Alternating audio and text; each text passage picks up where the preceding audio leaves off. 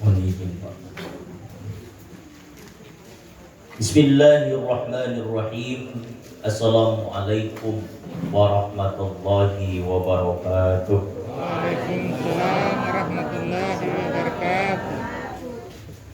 Bapak pakai suara. Dan biasanya ibu paling banyak. Ibu bapak, salam ini kan ada 3.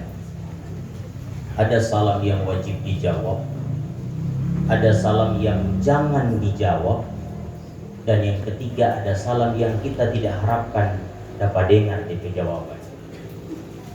Salam yang wajib dijawab, seorang muslim memberi salam kepada muslim yang lain, itu wajib dijawab.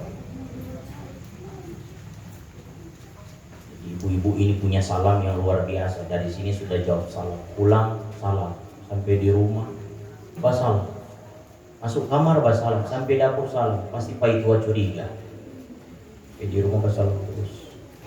Tapi itulah wajib menjawab salam. Yang jangan dijawab salamnya Bapak Imam dalam sholat berjamaah. Kalau Pak Imam salam jangan jawab, kacau itu sampai.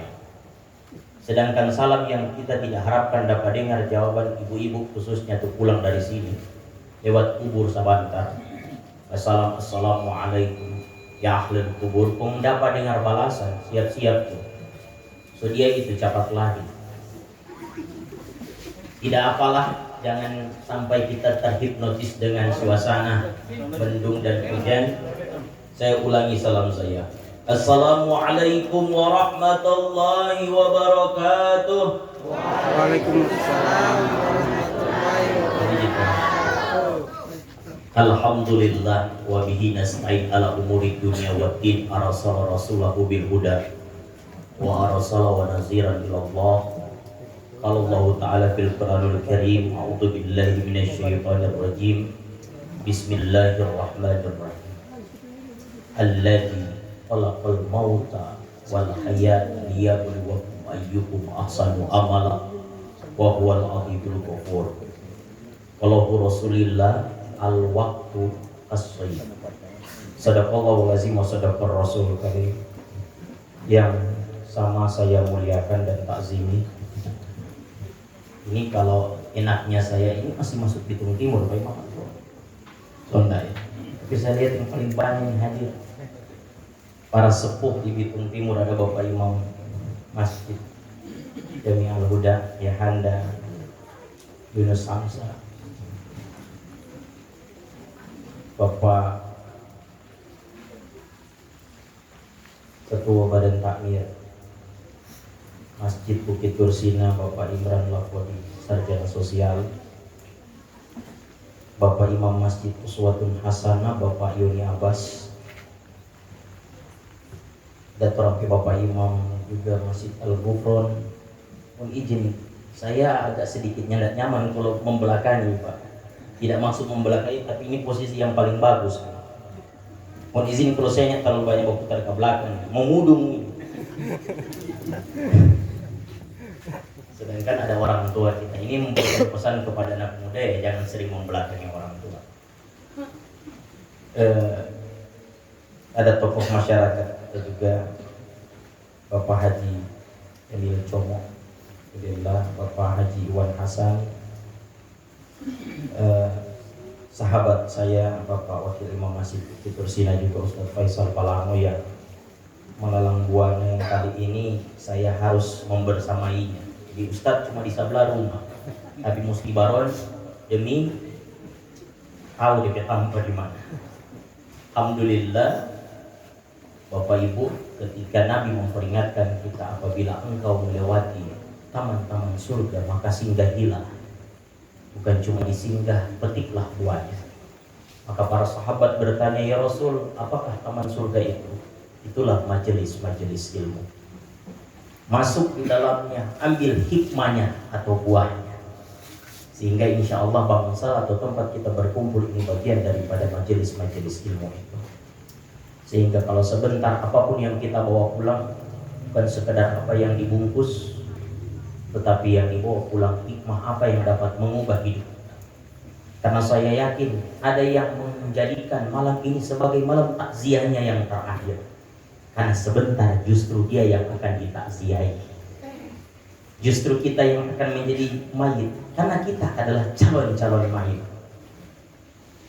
Bu, kalau Allah takdirkan ini malam ibu tidur dengan bapak adalah malam terakhir, bukan malam pertama ini, Bu. Kira-kira siap tidak? Bu, coba bikin emosi. Ada tanya ini. Siap tidak kalau bapak diambil sama Allah? Bu, siap tidak? So siap. Bapak mulai merasa. Ya seikhlas Pak Pator. Kalau begitu saya ganti pertanyaan. Pilih mana, Bu? Diambil sama Allah ini bapak atau diambil oleh pelakor? Jawab, Bu, jangan tangis. Sama, Bu. Kalau Allah paling 3 hari, 7 hari, 40, 100, sampai setahun masih mengenal. Tapi kalau pelakor yang ambil, memang seumur hidup dia akan menderita. Oleh karena itu, jadilah pribadi Andi yang jadi Elsa.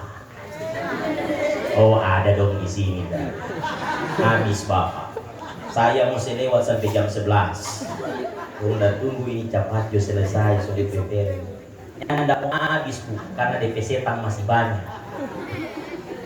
Allahumma Rabbana, di kesempatan yang baik ini kita terundang. Saya tidak ingin mengatakan diundang, justru kita terundang untuk datang di takziah. Karena bedanya takniah sama takziah. Kalau takniah itu acara sukacita, kudu harus tunggu diundang baru boleh datang, betul? Acara pesta jangan nekat datang kalau tidak dapat undang. Apalagi orang di acara kok cuma ikorannya. Oh, dia mau urus paling banyak. Allah. Kenapa? Karena sohibul hajat harus mampu menghormatinya, Ibu Bapak. Mereka sudah hitung jumlah piring dan plastik. Orang harus punya perasaan, kan? Perasaan ini penting, Bu. Apalagi ibu-ibu yang kalau sudah ada perasaan, apalagi sudah ada rasa, bab periksa. Jangan-jangan itu gejala. Ya kan salah satu gejalanya COVID, sudah ada rasa. Kalau acara takziah tidak nunggu diundang, oh mohon maaf kita tetangga di sebelah rumahnya ada undang, boleh berhenti tamu datang. Tidak, karena memang tidak biasa orang mengundang orang mati. Adakah ibu bapak nanti sebentar pulang dari sini kamu mulai kasih tahu keluarga, jangan lupa minggu depan Pak kita takziah. Ya siapa yang semua meninggal? Anak. Tidak menunggu demikian. Karena saya yakin almarhumah selama hidupnya dengan situasi kondisi sekarang ini, sebeginilah dikenal oleh masyarakatnya. Bahkan saya tahu kok ada di sini, tetapi jamaahnya Pak Adi di Bitung Timur ya, pergaulannya. Subhanallah. Inilah cukup membuktikan ibu bapak bahwa kita nggak pernah memprediksi kita akan meninggal itu gimana. Kita tidak akan pernah tahu kita akan meninggal dengan cara seperti apa. Tetapi kita masih bisa pastikan mau model bagaimana itu meninggal. Cuma 2 pilihannya. Husnul khotimah atau su'ul khotimah.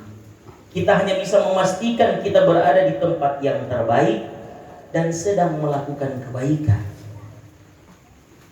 Dimanapun tempat kita, usahakan ada di tempat yang terbaik dan di situasi sementara melakukan kebaikan.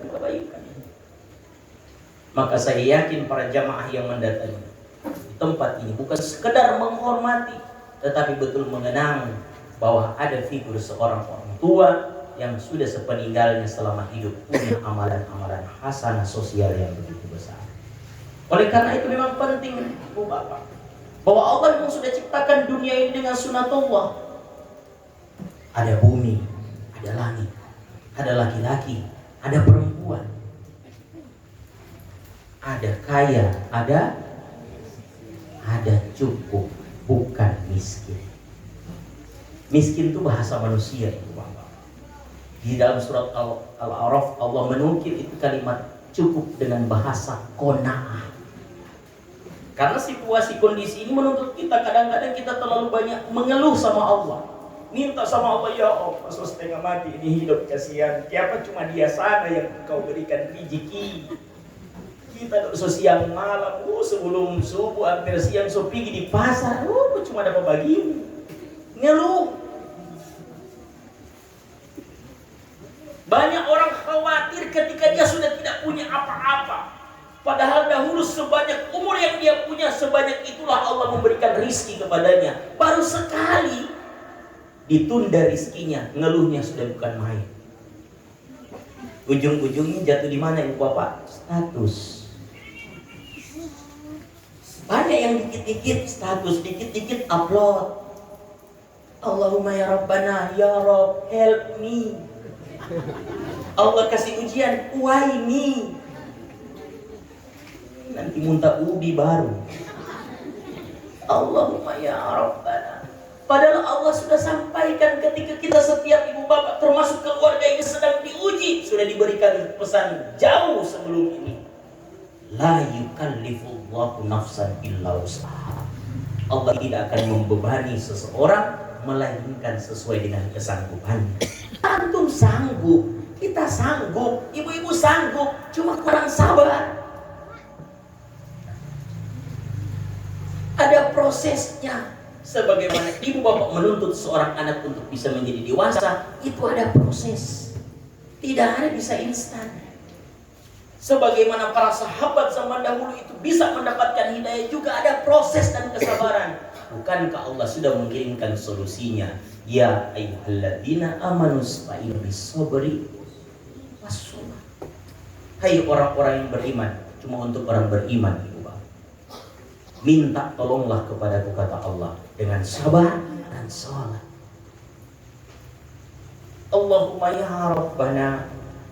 Maka hidup tidak semata-mata hanya membaikkan diri dengan Allah, tapi bagaimana hidup ini membaikkan hubungan kita dengan sesama manusia.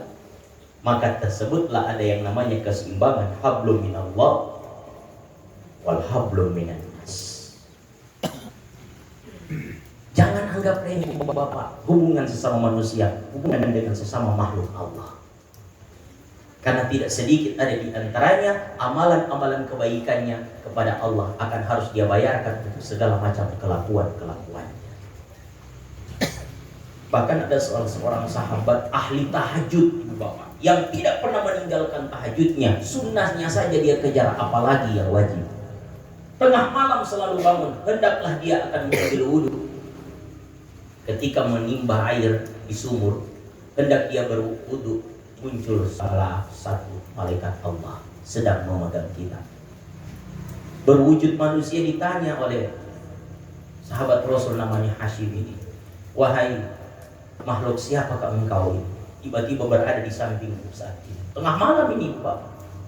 Maka jawab malaikat, aku adalah utusan Allah, malaikat yang diperintahkan Allah untuk menulis hamba-hamba yang sangat mencintainya. So mulai bangga ini sahabat Rasul itu. Oh kalau begitu, hendak apa yang engkau pegang? Ini adalah sebuah kitab, nama-nama makhluk Allah, orang-orang yang mencintai Allah. Kalau begitu, cobalah engkau lihat di kitab itu, apakah ada namaku di situ? Dibuka, tidak ada. Mungkin engkau terburu-buru, coba sekali lagi dibuka, dilihat ulang, tidak ada namamu. Oh satu kali terakhir Jo ini, kalau memangnya ada biar sudah selesai. Diulang-ulang lembaran kitab tersebut dibuka dan memang betul namanya tidak ada. Disitulah dia tertegun, kemudian jatuh dan mengatakan, kenapa aku yang tidak pernah meninggalkan yang sunnah, apalagi yang wajib, belum menjadi makhluk Allah yang sangat mencintainya. Maka apa jawab malaikat? Bukan aku hendak menahan untuk tidak menulis namamu. Ketika hendak kutulis namamu, wahai waliu, engkau ketika itu akan ditulis namamu, oleh Allah berfirman, tahan wahai malaikat, jangan dulu tulis namanya. Maka bertanya ini sahabat, wahai utusan Allah, kenapa Allah menahan untuk menulis namaku dalam kitab tersebut? Betul, kata malaikat, engkau sholat sujud terus, bahkan di tengah malam tidak mau melewati untuk selalu bersuah kepada Allah dan meminta.